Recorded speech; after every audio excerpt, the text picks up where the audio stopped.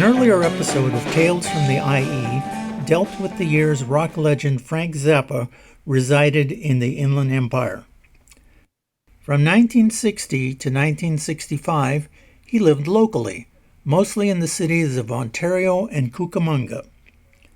This episode will expand on those years, concentrating on his San Bernardino, California performances from the early 1960s to 1980. Zappa's earliest documented San Bernardino, California appearance happened sometime between late 1961 and early 1962 at a nightclub on E Street called Tommy Sandy's Club Sahara. Owned and operated by Tommy Sandy, the club featured a variety of entertainment such as master hypnotist Baron von Brenner. He was described as the man Adolf Hitler feared. Von Brenner's real name was Wendell J. Brenner. From the late 1950s to the early 1960s, he hosted a horror movie TV show in Reno, Nevada. In the mid-1960s, Sandy claimed that his club brought the first discotheque to San Bernardino, complete with go-go girls. He formed the Tommy Sandy Quartet to back up the dancers. Here's a 1964 photo of Tommy Sandy's wedding to Kathleen Stumpf. She was a hostess at his club. Naturally, the reception was held at the Club Sahara. From November 1961 to August 1962, Zappa was a member of a lounge combo going under the name of Joe Perino and the Mellotones. This photo was taken on the bandstand of the Club Sahara. Left to right are Frank Zappa on guitar, Mike Denary on saxophone, Joe Perino on bass, and Tommy Hernandez on drums. About a block north of the Club Sahara was the first McDonald's drive-in restaurant in the nation. It was owned and operated by founders Richard and Maurice McDonald. In 1955, entrepreneur Ray Kroc became franchise manager of McDonald's. By 1961, Kroc bought the McDonald's name and the company from the brothers for $2.7 million. But Richard and Maurice declined to sell the original stand to Kroc. As a result of their refusal, Kroc forbid Richard and Maurice from using the name McDonald's on their original restaurant. The brothers changed the name of their business to the Big M. One can only speculate if, during a band break, a young Frank Zappa might have traveled the block north to the Big M for a burger, fries, and a shake. This was not a musically challenging time for Zappa. In his 1989 publication, The Real Frank Zappa book, he wrote, "I was working weekends with a four-piece lounge band called Joe Perino and the Mellotones at Tommy Sandy's Club Sahara in San Bernardino. The management allowed us to play one twist number per night. The rest of the night we were supposed to play Happy Birthday, Anniversary Waltz, and On Green Dolphin Street. I wore a white dinner jacket and bow tie and black pants, and sat on a bar stool and played the electric guitar. I got so sick of it that I quit, put the guitar in the case, stuck it behind the sofa, and didn't touch it for 8 months. After those 8 months had passed, Zappa took up the guitar again. In early 1965, he encountered a band performing in Pomona, California, called the Soul Giants. Seen here from left to right in this photo are Ray Collins, lead vocals, Jimmy Carl Black, drums and percussion, and Roy Estrada, bass and backing vocals. It wasn't long until Zappa joined the band, convinced them to play his material, and changed their name to the Mothers. In May 1965, they moved their base of operations to Los Angeles to seek fame and fortune. In March 1966, the band signed with MGM Verve Records and began their recording and touring career. However, the record company made Zappa change the name of the group to the Mothers of Invention.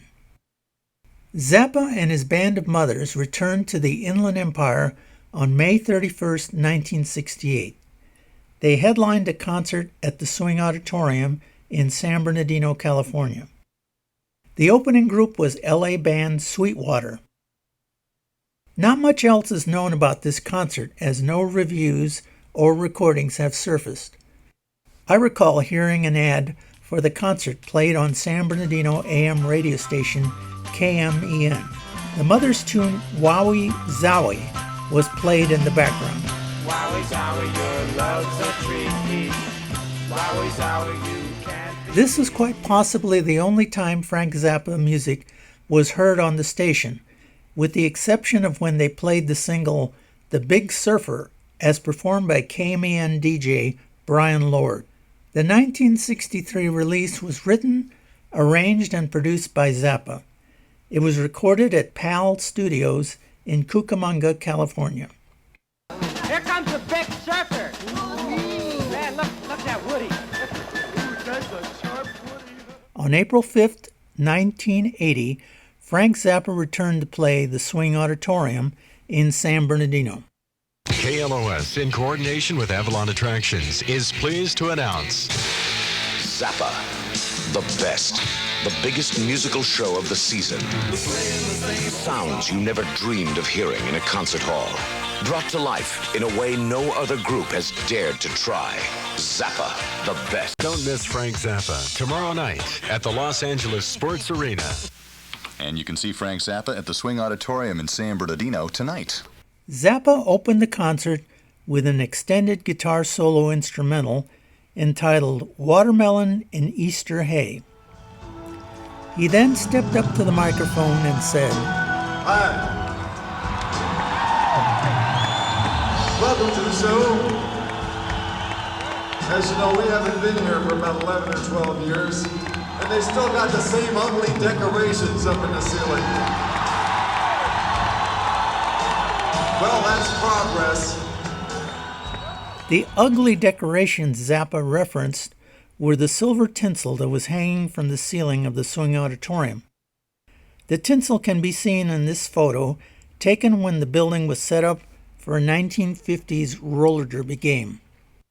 He evidently noticed the decorations 12 years earlier during his 1968 Swing Auditorium appearance with the Mothers of Invention. San Bernardino Sun staff writer Mark Lundahl wrote a review of the concert that appeared in the 4780 edition of the newspaper. After mentioning Zappa's ugly decorations remark, he wrote, "Yep, snide old Frank Zappa was back at Swing Auditorium with a new show, a new look, and his first tour in 2.5 years. The hair was no longer a tangled mop.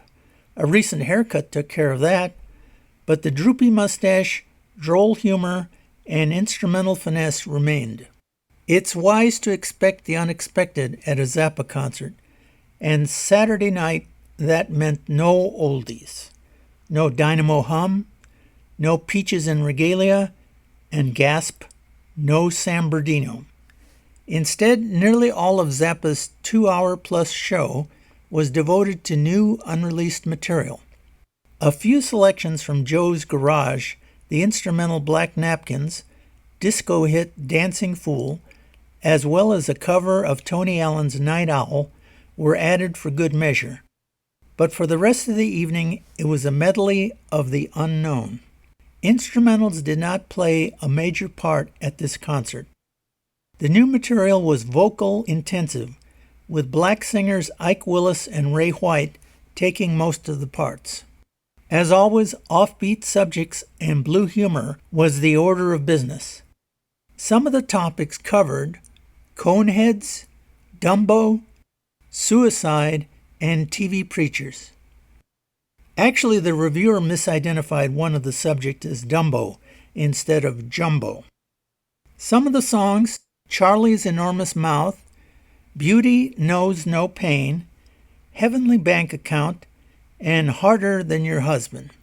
It might have helped if the security guards outside had handed out lyric sheets as they were frisking the audience. The close harmonies and fuzzy acoustics often buried the humor. Instrumentally, the band did not quite play with the precision of some of Zappa's past groups. Only keyboardist Tommy Mars was really impressive, particularly with his synthesizer colorings. And Zappa, whose guitar once seemed to be a permanent appendage to his body, only picked up his axe on occasion, the concert's finest moments, choosing to spend the rest of the time darting around the stage, mic in hand, like some demented cabaret crooner. Well, that's progress. To bring the story full circle, we revisit some of the venues mentioned earlier. Tommy Sandy's Club Sahara on E Street, where Zappa made his first San Bernardino appearance, is no more. The space it once occupied is now an empty field. The site of the original McDonald's drive-in, just up the street from Club Sahara, is now home to a museum dedicated to the restaurant's history and its San Bernardino roots. On the south wall of the museum is a mural depicting many of the music legends that appeared at the Swing Auditorium. Among those listed is Frank Zappa. It's not known if the artist of the mural was aware that the former location of the Club Sahara was situated less than a block away to the south. The Swing Auditorium, where Zappa played 2 concerts, met its fate when a 2-passenger Cessna private plane crashed into the building on 9/11/81. The building was subsequently demolished. As for Frank Zappa, he would only undertake 2 more tours in 1984 and 1988. He succumbed to prostate cancer in 1993 at the age of 52. He was posthumously inducted into the Rock and Roll Hall of Fame in 1995.